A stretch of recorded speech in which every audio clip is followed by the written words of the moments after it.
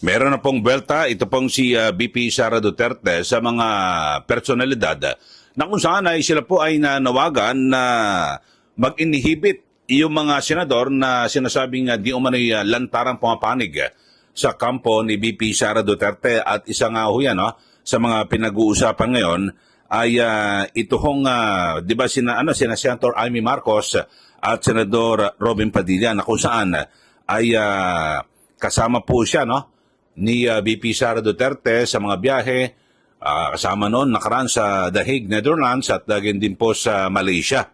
So, ang sabi po ni VP Sara, kung ipapadiskwalipika nila o para mag-inhibit itong Senator Robin Padilla at Senator Amy Marcos, dapat mag-inhibit din yung iba pang mga senador na nakita naman ang pagkiling laban po kay VP Sara Duterte.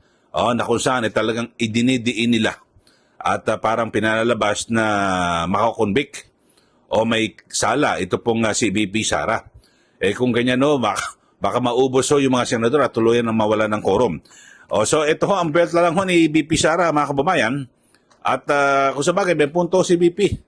Kasi sinasabi niyo, bias itong sina Senator Robin Padilla at Senator Amy at lagi po silang kasama. Tapos paano naman iba na talagang parang walang ginawang tama? Ito pong si VP Sara sa kanilang paningin at gusto po talagang makonvict. Hindi lang pag tinignan nyo mga kababayan, yung kanilang mga galaw, hindi para lang masimulan ang trial kundi para makonvict at matulan.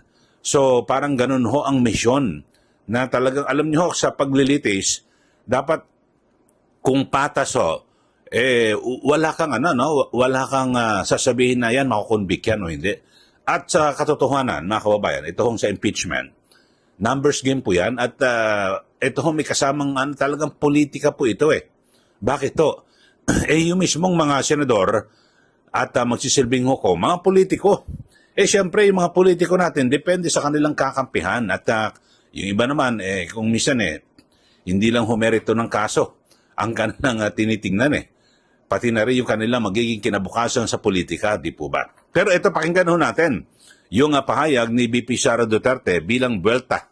Dito po sa mga nagsasabi na, pag inihibit na yan, i-disqualifika sina Senator Amy Marcos at Senator Robin Padilla. Ito Kung disqualify natin, ipapa-inhibit natin ang mga bias na senators, madami tayong ipapa-inhibit din. Tulad ni Senator Risa Ontiveros na sa isang public speech niya ay sinabi, kailangan sirain ang mga Duterte. Si Senator Chis Escudero, si Senator Pimentel na nagsabi, ano ba sinabi sa akin? Unhinged. Parang yun ba ang term na ginamit sa akin? Basta ang sinabi ay lukaret.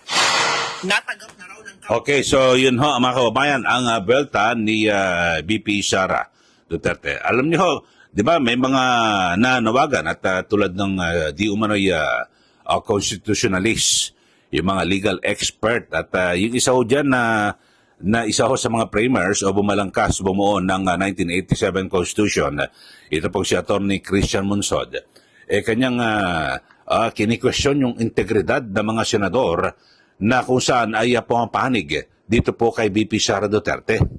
Sana kung patas siya, dapat questionin niya lahat po ng senador na pumapanig naman laban na lumalaban po sa mga Duterte. Kasi ito, paglilitis, kapag paglilitis, dapat kung ikaw ay magbibigay ng obserbasyon at komentaryo, kung talaga malinis yun na kung saan titignan mo, titimbangin mo, sabihin mo, wala, pareho sila, alamin na lang natin at sa pagpapatuloy ng pagdinig o paglilitis sa nasabing kaso. So, dapat ay hindi po nila pinangunahan. Pero ngayon, gano'n naman talaga, kampi-kampihan At tulad ito po si Atty. Christian Monsod, na kilalang dilawan, di po ba? At ang sinasabi niya, dapat mag-recuse yung mag-inhibit yung mga senador na kumakampi raw kay VP Sara Duterte. Talagang ang impeachment, kampihan yan. Kaya ang tawag dyan, di ba, sa kanila, senator judges. At talagang politika po itong impeachment. Kaya kadalasan ng mga kababayan, kapag issue po ng impeachment, yung Supreme Court ay, ewan ko lang kung makikialam mo sila rito, no? Dito po sa kasong impeachment. Kasi laro po ito eh. Galawan po ito ng mga politiko na dapat ho ay talagang ipaubaya sa mga senador. At alam nyo ho, sa mga ganyan, laging ang mananalo, majority wins. Talagang ganun ho. Kaya, di ba, nung nakaraan, nagbotohan, meron pong merong motion. Ito pong si Senador Bato de la Rosa na ipa-dismiss. Tapos medyo medyo nalabnaw ng konti. So ang ginawa, piniremando, pinasoli na lang ho diyan po sa mababang kapulungan ng Kongreso.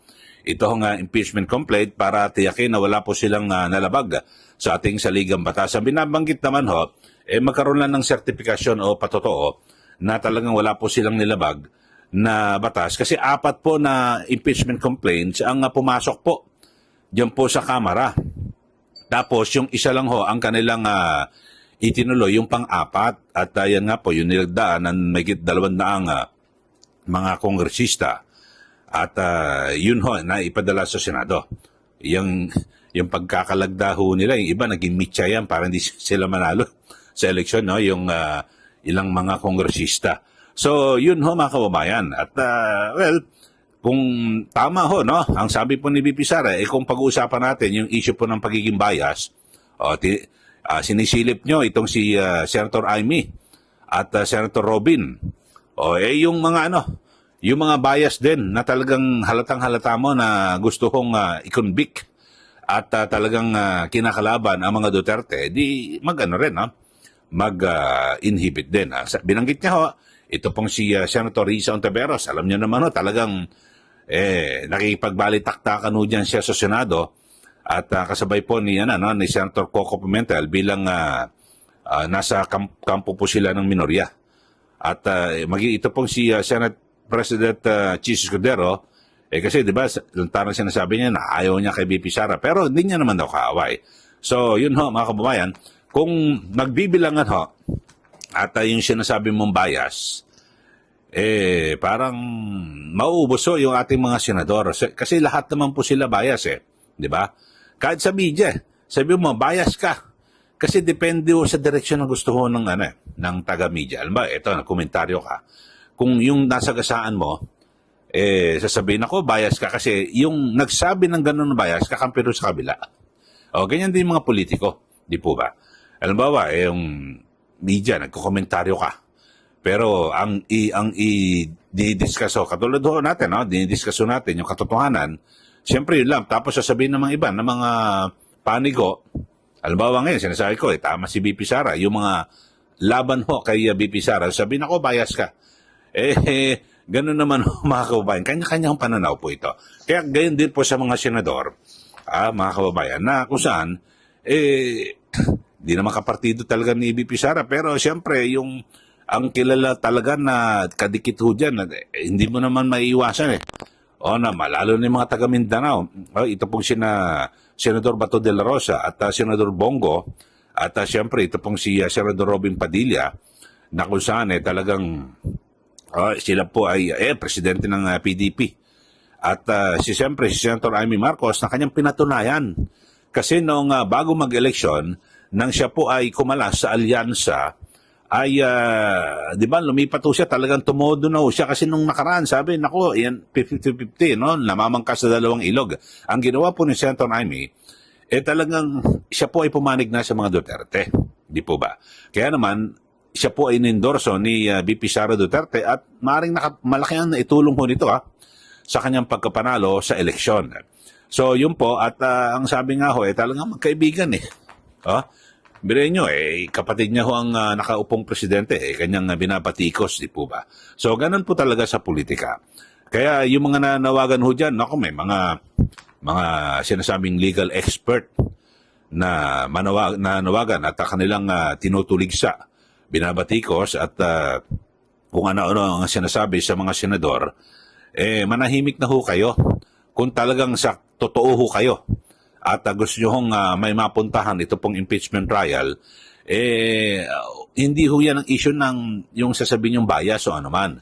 Sabi niya, ipilit nyo na lang na kung ito ang tama at ito ang dapat na gawin ng mga senador. At kung sa tingin nyo na talagang mali ang ginagawa ng mga senador, takbo kayo sa Supreme Court.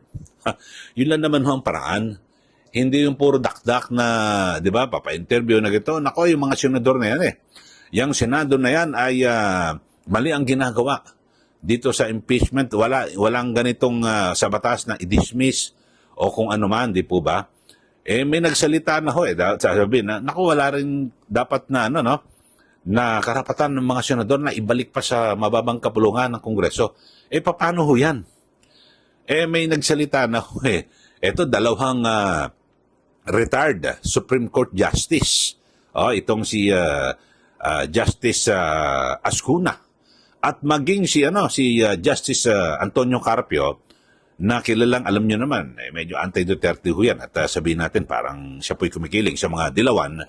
Nagsabi na hindi po unconstitutional. So, biro mo, dalawang retired justice. Ang nagsabi, Ascuna at Carpio, hindi lumabag sa saligang batas. So, tapos kung ikukumpara mo sa kung kani-kanino ng mga abogado, ako pa rin, nawalaan ko na yung dalawang retired justice. Dahil sa, ito talagang, yung kanilang katalinuhan sa pag-interpret ng batas, okay yan. Pero kung hindi ho kayo nasisihan sa naging pahayag ni na Justice Carpio at Justice Ascuna, takbo kayo sa Supreme Court para tapos na ako kwentas claras at siyempre kung ano man ang sabihin ng Korte Suprema, yan naman isusundin ng lahat. Okay? So, sa mga bago lang po sa ating channel, subscribe na po kayo at huwag niyo pong kalimutan na share ito pong ating channel. At para updated kayo lagi sa ating mga komentaryo. Ulitin ho natin, ang pinakapaksa ngayon dito po sa ating channel ay yung pagbuelta ni VP Sara Duterte sa mga nanawagan na mag-inhibit.